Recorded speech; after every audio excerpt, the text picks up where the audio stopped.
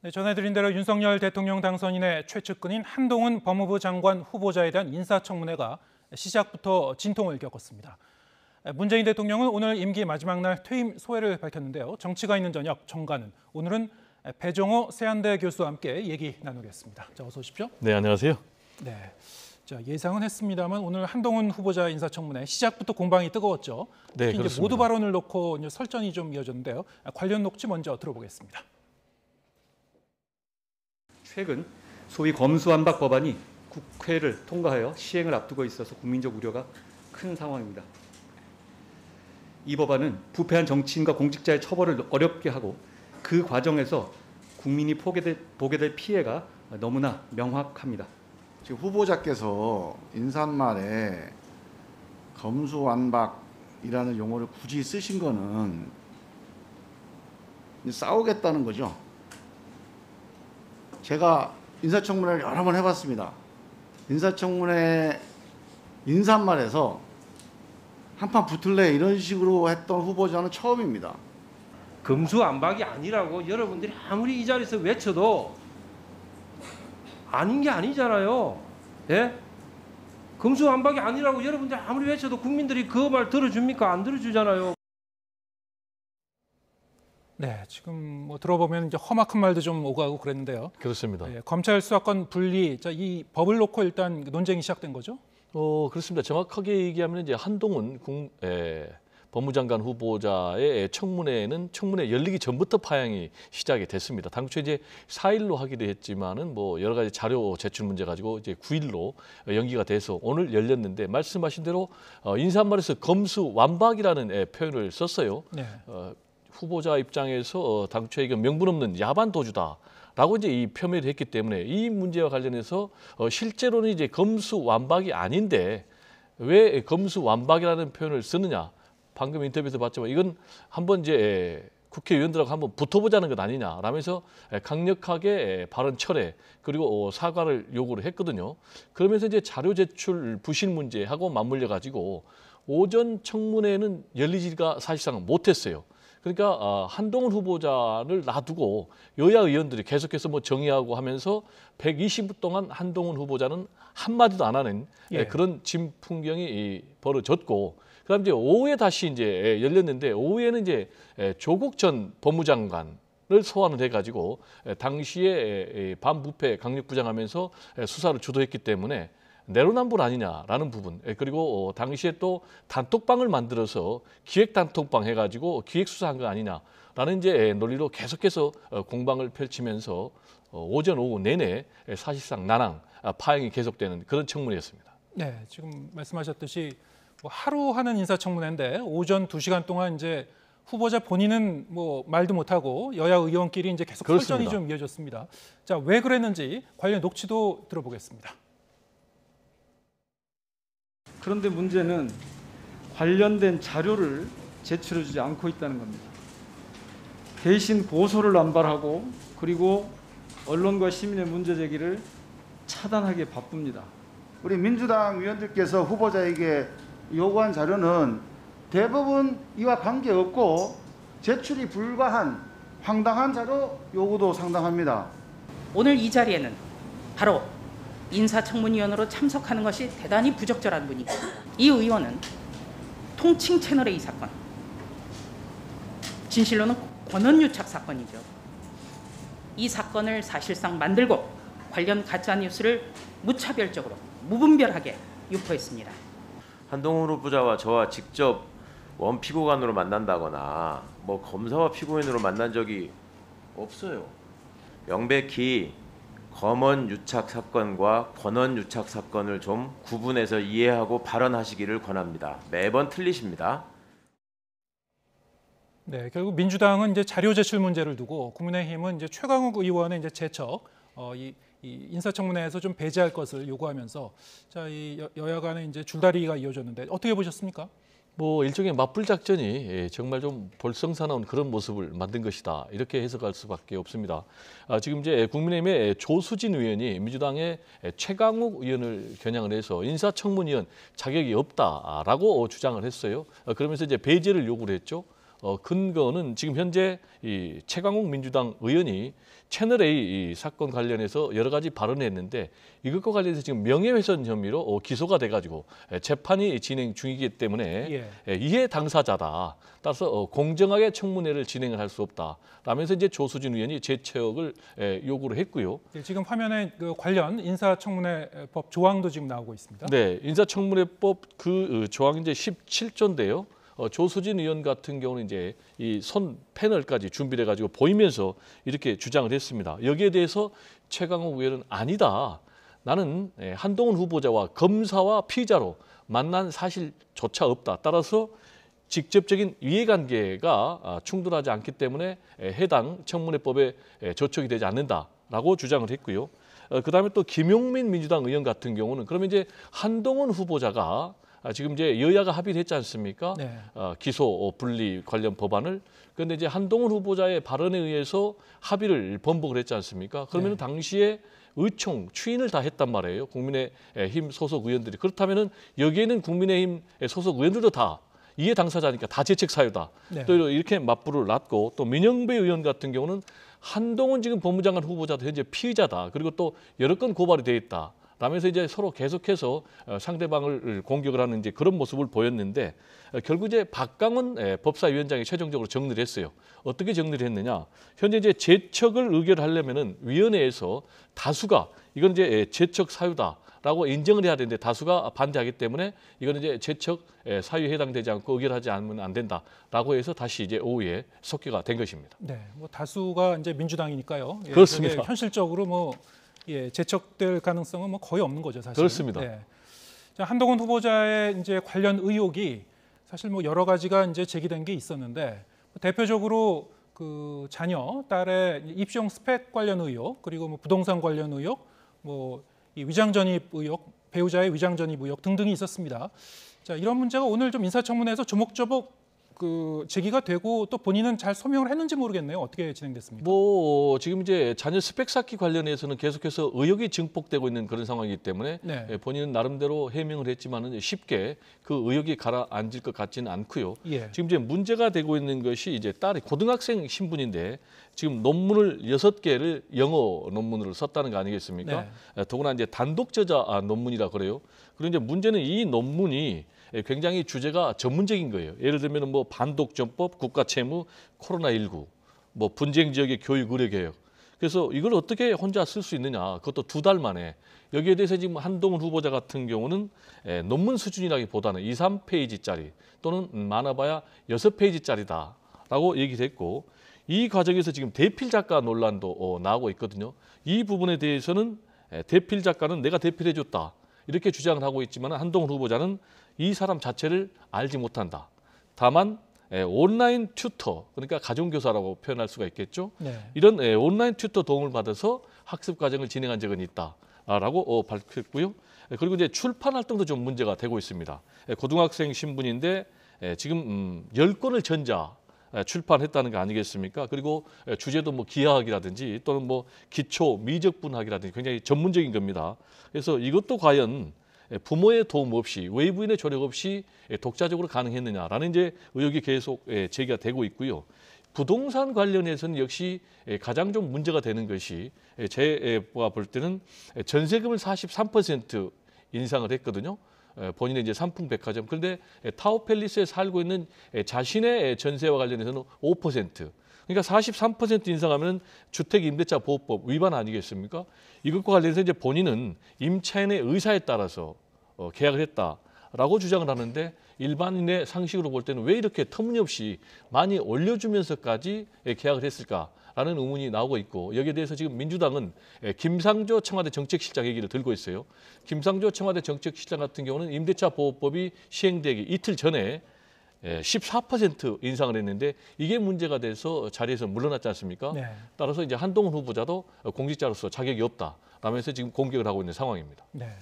이렇게 뭐 결격 사유다, 아니다, 뭐 탈법은 없었다 이렇게 서로 이제 계속 그렇습니다. 맞서고 있는데 뭐 지금 그 입시 문제라든가 네. 아니면 부동산 문제라든가 이런 게 이제 우리 국민들 특히 서민들이 가장 좀 예민한 문제들 중에 하나이기 때문에 그렇습니다. 네, 국민들이 이걸 어떻게 받아들일지 납득을 할지 이게 좀 더 지켜봐야 될 것 같고요. 더구나 이제 한동훈 법무장관 후보자 같은 경우는 본인이 조국 전 법무장관의 자녀들에 대해서 자녀 스펙 쌓기 문제로 대대적인 수사를 펼쳤기 때문에 부메랑으로 지금 이 문제가 다가온 것이 아닌가 이렇게 생각이 됩니다. 네.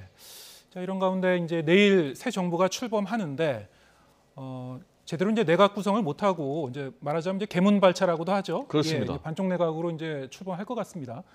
내각 후보자가 전체 한 19명인데 네. 오늘까지 보니까 한 7명 정도만 이제 보고서가 인사청문 보고서가 채택이 됐어요. 자, 이렇게 되면은 이제 새 정부의 이제 국무회의 한 12일 정도에 열린다고 하는데요. 뭐 어떤 식으로 이제 이게 국무회의를 갖다 진행할지도 잘 모르겠고 어떻게 보십니까? 이제 윤석열 당선인 뭐 내일은 이제 대통령이 되겠죠. 임명을 강행할 걸로 보시는지요?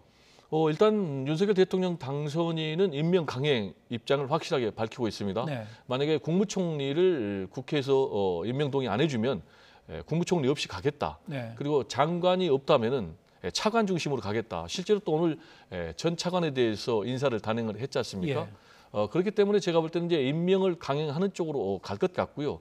지금 이제 오늘까지 재송부 요청을 했기 때문에 언제든지 이제 10일 이후부터는 본인이 임명을 할 수가 있는 상황인데요. 인사청문회법에 따르면 이제 그렇습니다. 네, 재송부 요청한 날 지나면 그 다음 날부터는 대통령이 뭐 마음대로 임명할 수 있는 거죠. 그렇죠. 인사청문 요청안이 국회에 도달되면 20일 이내에 끝내야 되고요. 예. 다시 10일 이내에 대통령이 날짜를 재송부를 요청을 하면 이제 그때는 언제든지 국회가 안 해주면 이제 할 수가 있는 그런 상황인데 지금 이제 13일 날 국무회의를 열 것으로 전해지고 있어요. 12일이 아닙니까? 네, 12일 또는 뭐 13일 네네. 보도에 따라 좀 다르지만은 그래서 코로나19 피해 지원과 예. 관련해서 추경안을 의결하겠다고 그러는데 그러려면 이제 내각이 구성이 돼야 되지 않습니까? 예.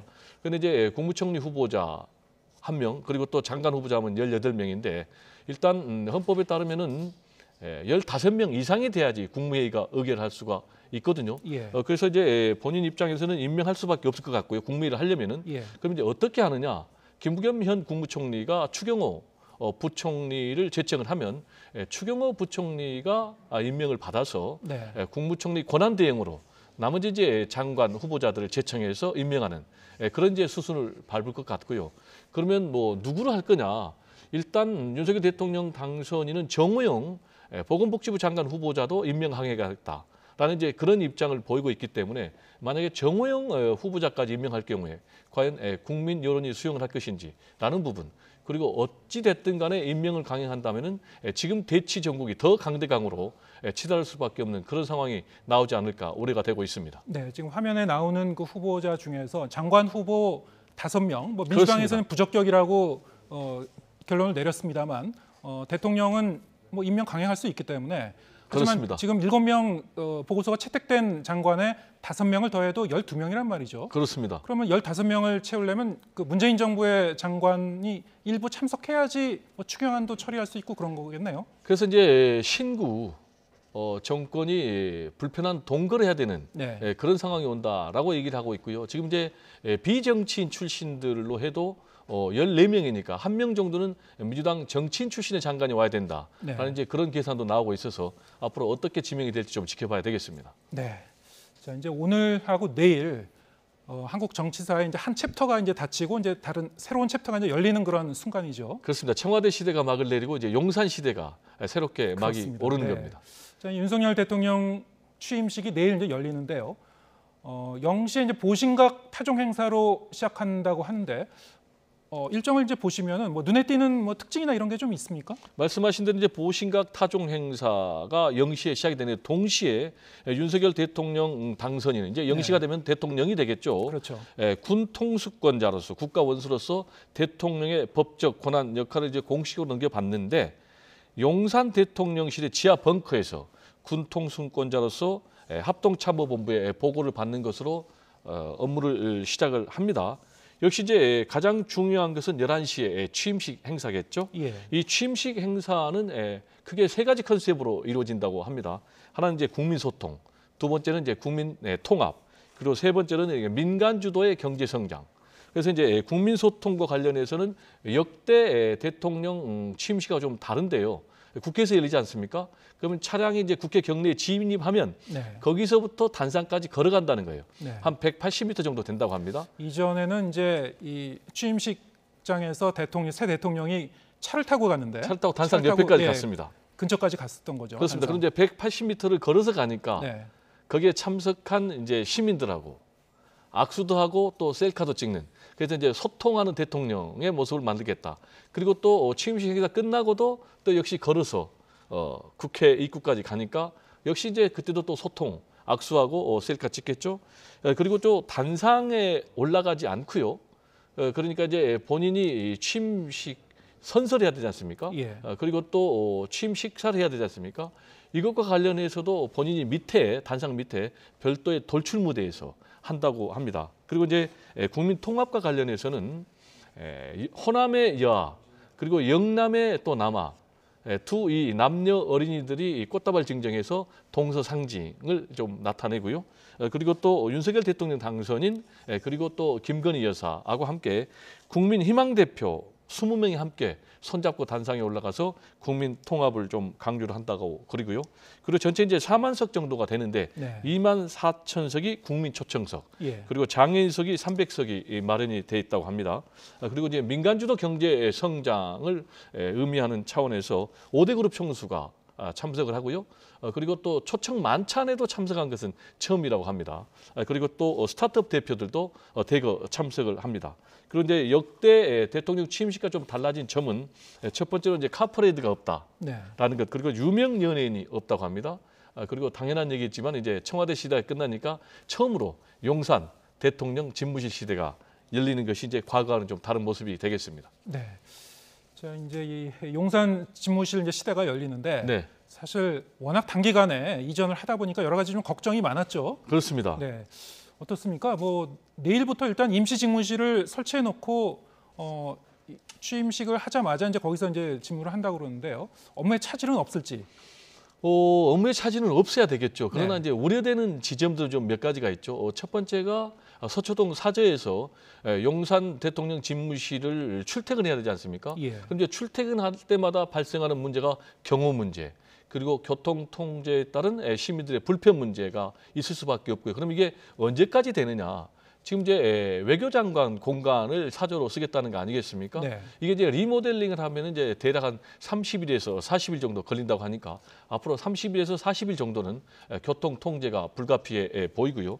그리고 또 집무실도 당분간은 좀 임시 집무실을 써야 되겠습니다.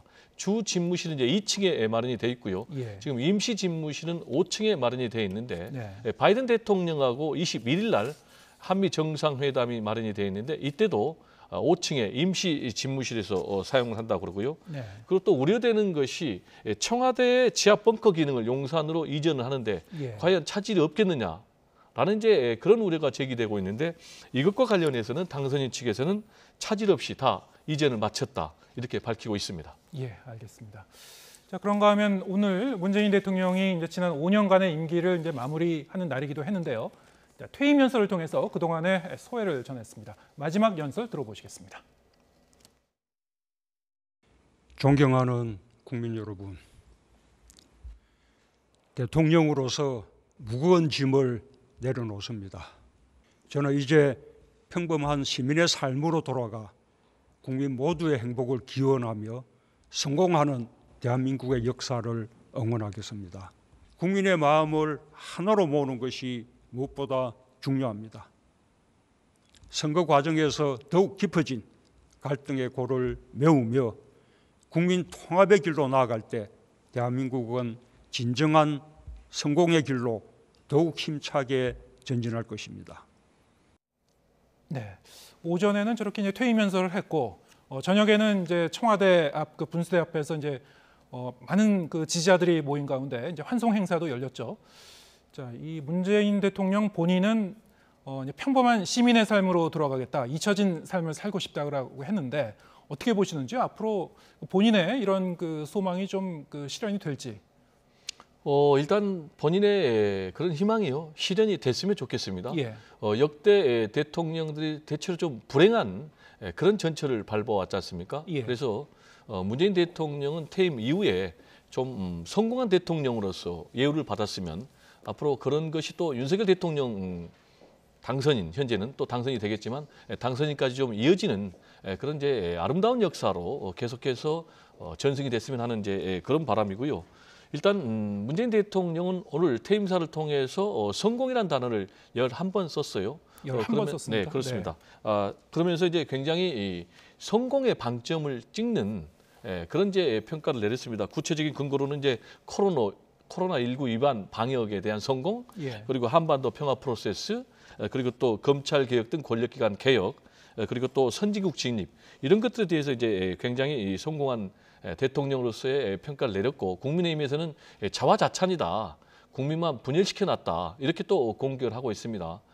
문재인 대통령도 오늘 퇴임사에서 밝혔지만은 선거 과정에서 굉장히 심각한 갈등과 분열이 있었다. 그래서 앞으로 좀 국민 통합이 있었으면 좋겠다라는 얘기를 좀 했는데 이 부분은 사실상 문재인 대통령이 윤석열 대통령 당선인에게 숙제로 남겨놓은 그런 부분이에요. 현실적으로 지금 진영 대결이 굉장히 심각하고 예. 선거 과정에서도 심각했고 그 결과 0.7%포인트의 차에 역대 최소 격차가 나왔고 지금도 지금 진영 대결이 되고 있는데 이런 부분은 빨리 종식이 되고 국민 통합의 시대가 열리는 것이 국민 모두를 위한 길이고 또 문재인 대통령을 위한 그런 정치에 나갈 길이 아닌가 생각이 됩니다. 예, 알겠습니다. 떠나는 대통령에 대한 뭐랄까요, 그 성과와 평가도 앞으로 이제 역사적인 평가가 계속 이루어지겠죠. 현재 진행형으로. 예, 알겠습니다. 자, 오늘 배종호 세한대 교수와 함께했습니다. 고맙습니다. 네, 감사합니다.